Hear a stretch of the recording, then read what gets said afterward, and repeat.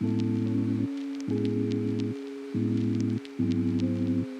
my name is Abigail or Abby. Welcome back if you're new to my channel. I decided for my first video I really wanted to do like a get to know me esque tag, and rather than do the BookTube newbie tag, I figured I'd do a more recent book tag. Today I will be doing the get to know my taste tag, which was created by Marinez from My Name is Marinez and Sam from Thoughts on Tomes. So I have the questions in front of me, so if I'm looking down, that's what I'm looking at. I just figured I'd introduce myself first. My name is Abigail. I read books. I talk about bookish things that make me excited. I have tons of plans for this channel. I already have like, I think 3 vlogs filmed at the time that I'm filming this, and then I have like a whole notes app list of things that I have, like life events that I have coming up, and then I've kind of tailored some reading around it.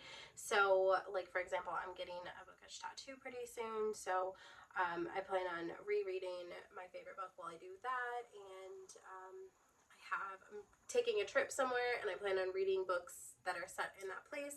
So if themed reading or like vlogish style content is for you, you might enjoy my content. At least I hope you do anyway. So I'm gonna go ahead and get into the tag. So the first question is, how do you rate books? And then it says to give a quick rundown of how you do your star ratings. So my star ratings, this is convoluted. So you know those book videos where people are like, oh, this video stops when I get a 5-star. Yeah, that I could never do that. I never get 5-star books, and because the way that I view books is like 3 is good.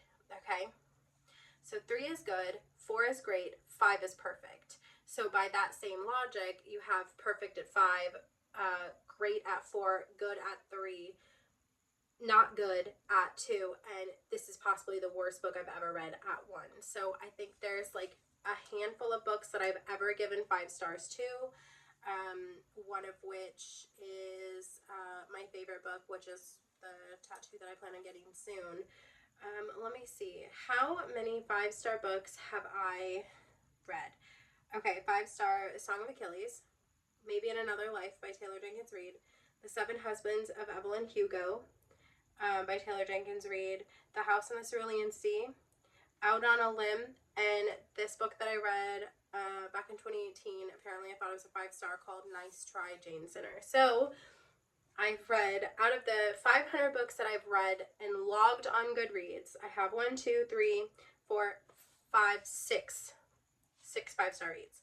So I'm very, like, when I say 5-star, it is perfect. Like, no notes, change nothing. This is my ideal perfect book that I wish I could read and reread forever. So like that is how I rate my books. So question number 2 is, how do you approach reviewing books? What is your review style? Are you analytical, emotional, casual, or structured? So I would say I would say casual primarily, and secondarily emotional. If a book makes me feel something, it's likely to get a better rating. But then analytical, because if there are big issues with a plot or big issues with grammar, that does tend to take me out of the story, which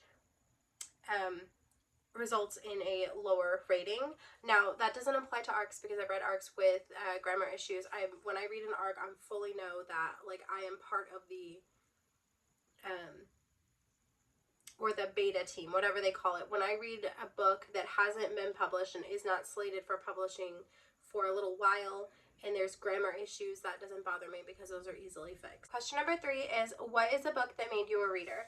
So I have multiple different times in my life. I have been a reader off and on my entire existence, but there are certain books that I guess re-catapulted my love. So when I was a little girl, I would read like Goosebumps or like the Mary-Kate and Ashley stuff.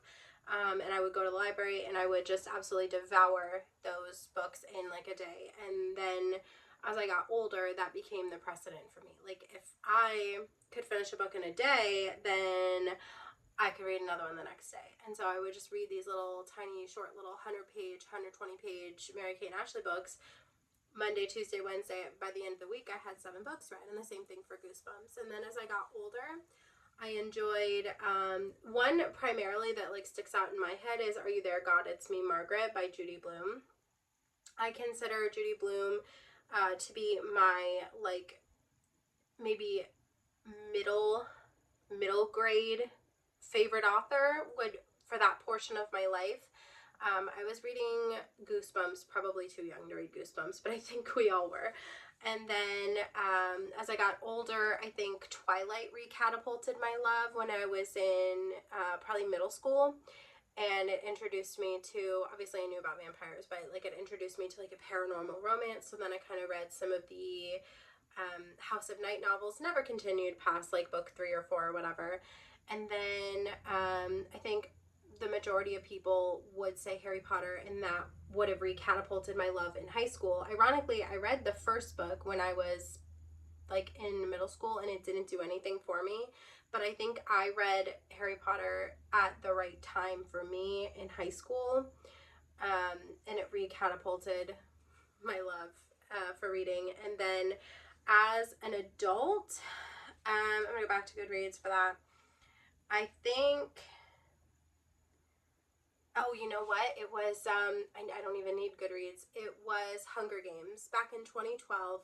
So I had my son when I was 18, and when he was sleeping and I couldn't sleep, I really wanted to read Hunger Games. So I read Hunger Games, the first, second, and third one, probably when my son was like 2 months old. And then I read Divergent, and then like as an adult, I read all the YA stuff that I had missed. So I guess my main answer for this would be Hunger Games as an adult. Question number 4. Do you have a genre niche? Are there certain genres you gravitate toward, or do you read widely across genres? When I was younger, like the Hunger Games era, I read almost anything that I could get my hands on. I've sort of figured out what I enjoy now, and it's mostly like romance and thrillers and some horror. But I have been known to enjoy a fantasy or a romantasy every now and then. And when I was younger, I read fantasy way more than I do now. So I would like to try and get back into fantasy. Because it's been a while since I physically read with my eyes some fantasy or romantasy. Usually I tend to listen to that on audiobook because it does take, like for me, a romance is something that I don't have to think too hard to enjoy and understand because it's set in my world. I don't have to get accustomed to the rules of magic or like the kingdom or anything like that. Romance for me, though there are very like intellectual and intelligent romances, romance for me is a genre that I know that I can step into with, an hour and not be confused when I leave. Or like after a really long day at work, I can sit down and read a little bit of a romance novel and not feel like, what the actual fuck am I reading? So I would say I like to think that I read across all genres, but I definitely favor things set in like our time or like a little bit before, a little bit after. Like definitely no distant future, no historical fiction, and no fantasy. Unless I'm in the mood for that, and I'm trying to get myself to be back in the mood for that because I have really enjoyed some fantasy on audio lately, and I would like to get my eyeballs to read it as well, if that makes sense. Question number 5. Do you generally prefer character-driven or plot-driven stories? I feel like my favorite authors write character-driven novels, but I feel like I need some type of plot. If there is no plot, I am not happy, but I tend to appreciate a novel more when it has a lot of character focus. So I would say I am 70% character, 30% plot. Without that plot, I'm not having a good time. Number 6 is, what's a book you love so much that you don't care if others don't like it? What's that book, that one book you love enough for everyone? I would say, you know something, I don't think I have one. I think that I don't have like a unpopular favorite or a book that I love and nobody else did. I think if anything, I would say there's a book called Why We Burn, and it's by Holly Lucky, and it's a indie published book. I read it on Kindle Unlimited and I still think about it to this day.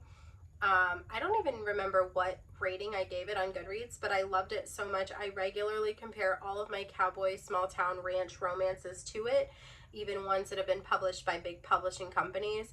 I think part of it is because that was my like dipped toe into the small town cowboy rancher romance vibe, and partially because I read it at the right time in my life when my Kindle was fresh and new and exciting and amazing, and I wanted to read everything on it.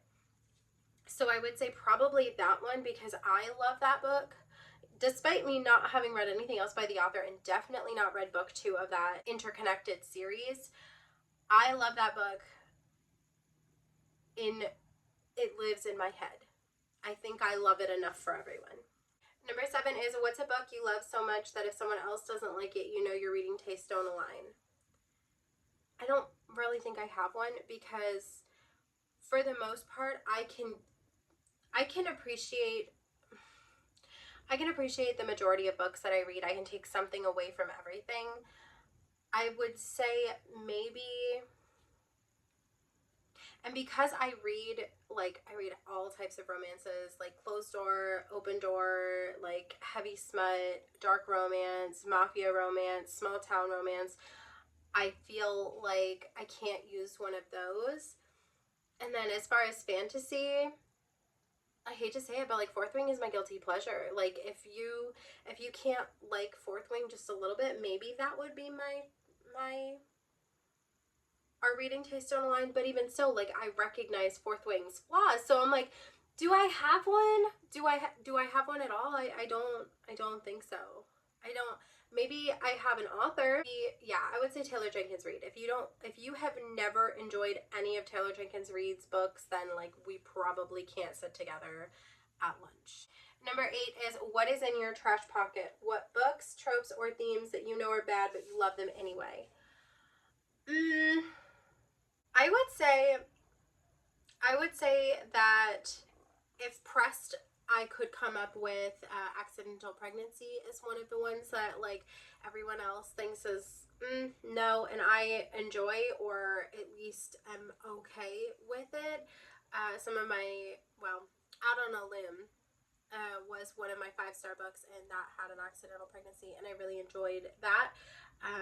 Another book that I've recently read had an accidental pregnancy. I would say maybe I also don't hate the chosen one trope as much as everyone else. I enjoy like when I'm reading from the perspective of a character who is the key to fixing the situation. I know that a lot of people are tired of that one, but like for me personally, I think that the chosen one trope, especially if that individual had literally no idea about the things previous, that is one of my favorite things. Like, for example, just like a couple things right off the top of my head. Harry Potter obviously has a chosen one trope. We got introduced to the magic world through Harry Potter's eyes. And then even also Court of Thorns and Roses, despite A Court of Thorns and Roses not necessarily being like my favorite book of the series, I enjoyed being able to get into it from Feyre's perspective, because she didn't know anything about it, and then she ended up being like integral to the plot of the entire series.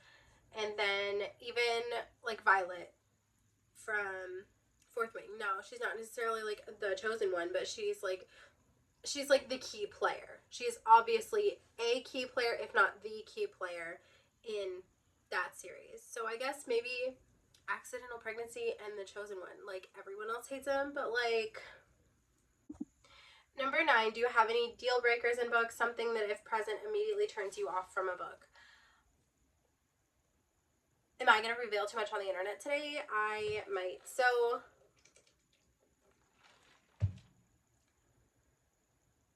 they have trigger warnings in some of the books that I read, and I've yet to find something that I'm like, No. Number 10 is, what's a strong opinion you have about a book released within the last year, whether it's overrated, underrated, or just a take you need to share? Okay. Onyx Storm. So I mentioned earlier that Fourth Wing is one of my guilty pleasures. And I think Fourth Wing was a really good book. Like, for me personally, I really enjoyed that book. And then book 2 was like, okay, yeah, that's okay, that's good, you know. And then book 3, I was just like, middle of the road. Like, this is not. Did there maybe be like 1 or 2 spots that I got sad? Of course, but it was a middle of the road book for me. The majority of the opinions that I see online are, this is a 5-star book, or this is trash. And I'm very much like right in the middle. This was a decent book, hope the fourth one's better kind of opinion. Number 11 is, what do you look for in writing? What makes a book stand out to you? Is it prose, style, themes, voice, structure, or something else? So I would say if the writing is very flowery, I tend to not appreciate it. I like good prose, but I don't like overly flowery writing. So I don't want to say it's the writing. Themes, maybe? Themes and like maybe learning something. I like to learn something from the majority of the books that I read. And number 12 is, how do you decide what to read next? I sort of plan ahead. I have a loose plan of the books that I want to read, or maybe something just released that I absolutely feel like I need to read right now. But for the most part, I mood read, and that leads to a lot of the softiness that I was talking about earlier, where if I'm not in the mood for it and I think I am and I pick it up, I will just close it, leave the bookmark in there. I have a stack of books, like maybe 6 or 7 books that I call it soft DNFing. I feel like my brain, if I started reading it, I would remember exactly where we were in the story, so it wouldn't be like I had to start all over or anything, but I definitely have, I'm a mood reader for sure. If I'm not vibing with a book, it is getting put down. And number 13 is, where do you get inspiration for your BookTube content? My regular life. The 3 videos that I've already filmed are vlog style content videos. And then all the things that I have planned are vlog style regarding like a event in my life. Like the most recent one was my most anticipated book of the year, so I filmed a vlog with that. And the last 2 were, I was in a mood for a very specific romance type of book, so that is what I read for 2 vlogs. And then just life, I guess. I would just like, what is going on in my personal life and how can I read to tailor around that specific event? And also, I think the reason that I'm inspired to make that type of content is because that is the type of content that I enjoy reading or watching. I really like when you go somewhere and you read books set in that place, or like reading my most anticipated book of the year. Those are my favorite type of videos to watch, because when you're watching somebody be excited about something, you can't help but be excited as well. And then number 14 is, if you could make any book go viral right now, what would it be? Or a book you think deserves more attention and why? I took some time to review all the books that I read this year, and I would say there's nothing that I'm dying to make go viral. I would love to find a book so good, like a hidden gem. So let me know in the comments down below, do you have any hidden gems? Because I would like to find one. But I think that part of the reason I don't find one is because you are only introduced to the books that you're introduced to based on the content on BookTube that you consume, or like if you do book talk or anything like that. Like, those are the kinds of books that you're picking up. You're picking up books that are recommended, that you see over and over and over again. So maybe the reason I haven't found a hidden gem is because the content that I am intaking is like very popular current now books, or just very popular books in general. 15, who are some booktubers with reading tastes similar to yours? I would say I can find commonalities with the majority of booktubers. I would say probably one of the only booktubers that I don't have a lot in common with, if anything, would be Books and Lala, Kayla from Books and Lala. She's one of my favorite booktubers, but I have next to nothing in common with her. As a matter of fact, I believe if I wanted to find a book that I would enjoy, I should look at what she didn't like. That's how opposite our tastes are. But she is so creative with her content that it's enjoyable to watch, even if I don't find something that I would like to take from it. I find a lot of recommendations from people like Gabby and Gavin Reads It All. Those three are the ones that I have been heavily watching lately, just because they have longer form content, which is something that I really appreciate. I really enjoy being able to sit down and watch like an hour video, or like have somebody keep me company with it for an hour while like I'm doing dishes or folding laundry or cleaning or something like that. Long form content is my favorite, so they have a lot of that. If you have any favorite booktubers, let me know in the comments down below. I know that I've been off and on with BookTube forever. Jan has some interesting takes on books that I tend to sometimes agree with.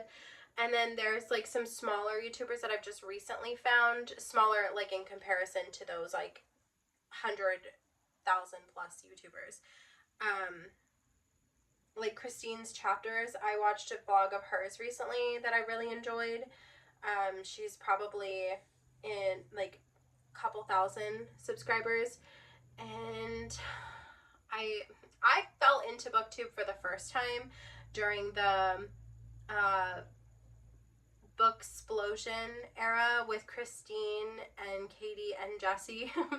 And then, oh gosh, who else did I used to watch? Like now I'm completely blanking because I really kind of stuck to my favorites over the years. Books on Tomes is somebody I enjoyed. Marinez. Yeah, I think those are my top ones that I read a lot or watch a lot of their content, therefore get a lot of their recommendations, therefore can determine if our tastes are similar. Let me know in the comments down below if your tastes are similar to mine, if your tastes are similar to theirs, or if there's any booktubers that you think that I should look into. That is going to be it for today's video. I hope that you enjoyed it. Let me know all the things in the comments down below. If you just found me, I really appreciate it if you would hit like and subscribe. This is my very first video. I do have 3 already filmed, and I'm working on editing as we speak, so I do plan on putting up more content. I know that this is my first one, and it's like, it's hard to know if you're gonna like my content based on this video, but if you would hit subscribe, that would mean so much to me. Alright, that is gonna be it for today. I hope that you have a great day, and I will catch you in the next one. Bye!